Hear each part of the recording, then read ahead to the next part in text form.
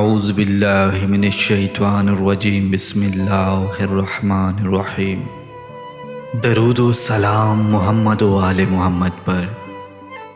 اللہم صلی علی محمد و آل محمد۔ فرامین جناب حضرت امام حسین علیہ السلام، اگر لوگ تم سے امیدیں وابستہ رکھتے ہیں تو یہ تم پر خدا کے فضل کی دلیل ہے۔ اگر دنیا میں انقلاب لانا چاہتے ہو تو تہذیب نفس کا آغاز خود سے کرو، دنیا خود بخود بدل جائے گی۔ امام عالی مقام حضرت امام حسین علیہ السلام فرماتے ہیں، جو تمہیں دوست رکھتا ہے وہ تم کو برائی سے روکے گا، اور جو تمہیں دشمن رکھے گا وہ تم کو برائی کرنے پر آمادہ کرے گا۔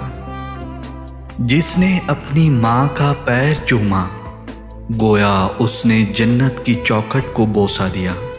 اس خدا سے ڈرتے رہو جس کی صفت یہ ہے کہ اگر تم بات کرو تو وہ سنتا ہے، اور اگر دل میں رکھو تو وہ جانتا ہے۔ امام عالی مقام جناب حضرت امام حسین شہنشاہ کربلا فرماتے ہیں، میں موت سے ڈرنے والا نہیں ہوں، عزت کی راہ میں حق کو زندہ کرنا میرے لیے آسان ہے۔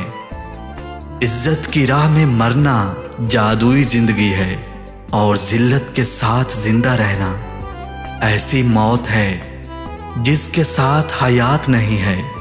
کیا مجھے موت سے ڈراتے ہو؟ کیا تم میرے قتل سے زیادہ اور بھی کچھ کر سکتے ہو؟ خدا کی راہ میں شہادت مبارک ہے، تم میری عظمت کو نہیں ختم کر سکتے اور میری عزت و شرافت کو بھی نہیں مٹا سکتے۔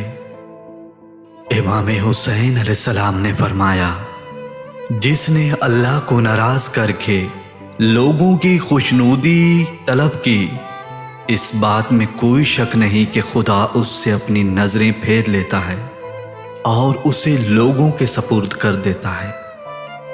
امام عالی مقام حضرت امام حسین علیہ السلام فرماتے ہیں، جب تمہیں اس بات کا یقین ہے کہ خدا تمہارے ساتھ ہے تو پھر کوئی فرق نہیں پڑتا کہ کون تمہارے خلاف ہے۔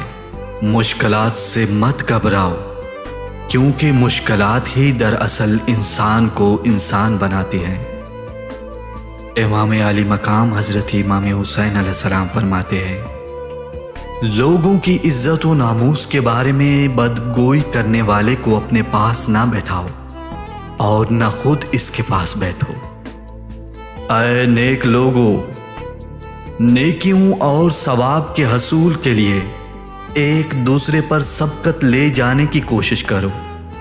امام عالی مقام علیہ السلام فرماتے ہیں، سردار بننا چاہتے ہو تو حرکت و عمل جد و جہد کو اپنا معمول بنا لو۔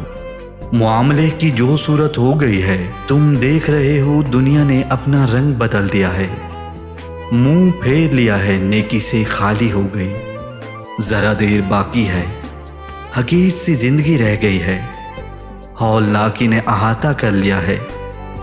افسوس تم دیکھتے نہیں کہ حق پس پشت ڈال دیا گیا ہے، باطل پر اعلانیہ عمل کیا جا رہا ہے۔